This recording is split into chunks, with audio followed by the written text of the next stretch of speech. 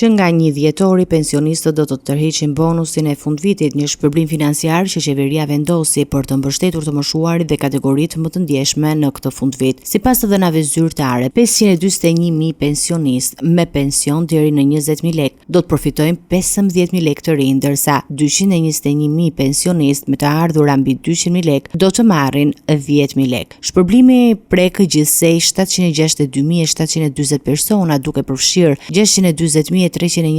pensionistë pleqërie, 2.322 në pension social, 65.232 persona me pension invaliditeti, 48.087 me pension familjar dhe 6.774 me trajtimet veçanta financiare si minator të nëntokës, punonjës të ish-ndërmarrjeve ushtarake dhe ushtarak në pension të parakoshëm. Bonusi prej 10.000 lekësh e marrin kryesisht pensionistët me të ardhura mbi 200.000 lekë dhe ata që përfitojnë trajtime të veçanta, ndërsa bonusin prej 15.000 lekësh e marrin pensionistët me të ardhura deri në 20.000 lekë dhe disa kategori të tjera si pensione, invaliditeti, familjar dhe profesionistë të vështirë. Pensionistët që nuk do të mund ta tërheqin bonusin gjatë muajit dhjetor kanë mundësi ta marrin deri në 30 qershor 2026, ndërsa pas kësaj date shpërblimi nuk do të jetë më i disponueshëm. Ndërkohë qeveria pritet të miratojë gjatë dhjetorit një akt normativ për ndryshimet e buxhetit që mund të parashikojë shpërblime fundviti edhe për familjarët me ndihmë ekonomike dhe personat me aftësi të kufizuar që marrin pagesa mujore përmes shërbimit social.